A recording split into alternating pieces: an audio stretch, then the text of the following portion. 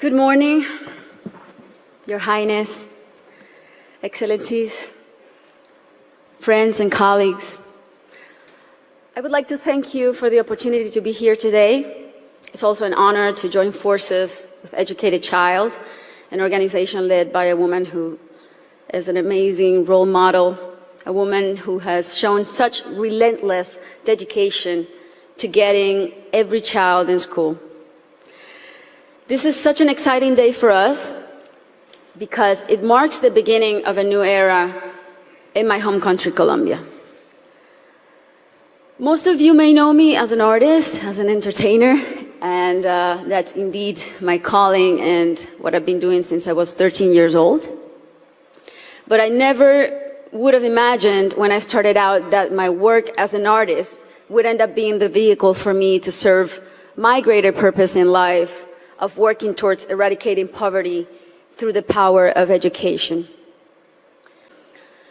Growing up in my country when I was around 8 years old, I remember I saw kids my age who, instead of being in school, were already working in the streets, were barefoot in the park, kids like me, whose reality was completely different than mine, only because of the circumstances into which they were born.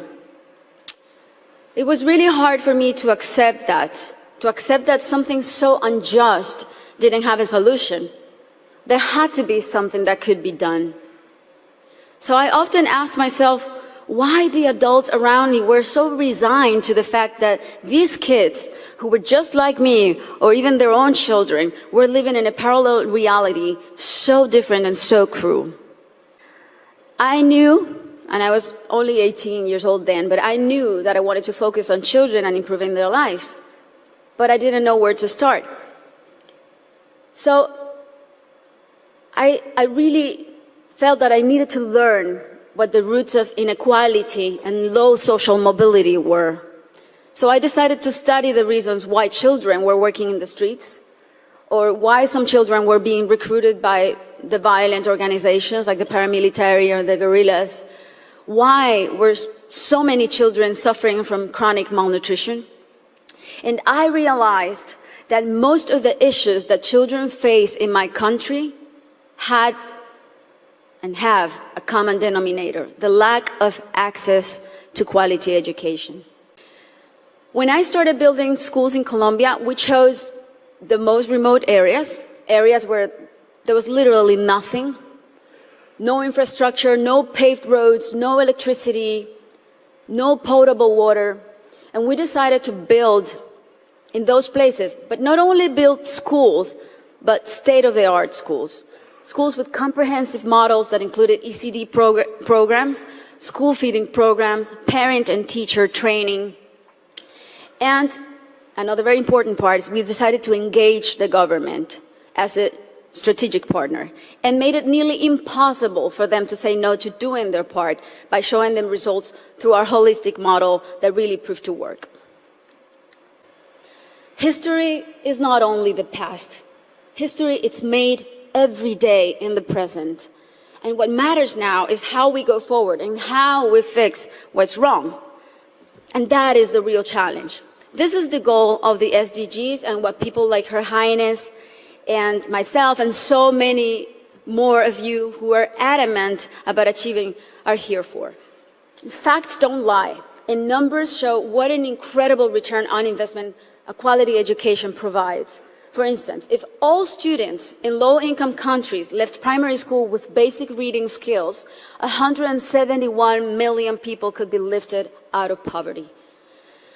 Systemic change often begins from the bottom up rather than the top down. The government must take responsibility, and we should all put as much pressure as we possibly can, but the rest of all, the civil society, should also do their part. What we have discovered, both at Pies Descalzos and Educated Child, is that many times only one single barrier to entry, such as no access to transportation or basic needs like a functioning bathroom, can prevent a kid from attending school or even put them at risk of dropping out. Sometimes all it takes to change a child's life is the security of a hot meal in school, or the ease of being able to hop on a bus that will leave you safely at your classroom's door.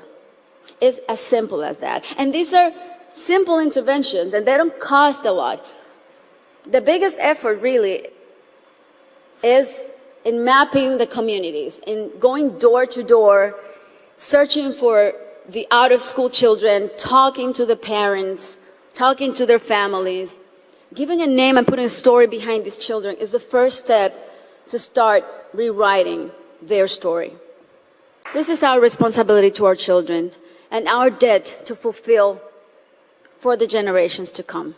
Thank you very much.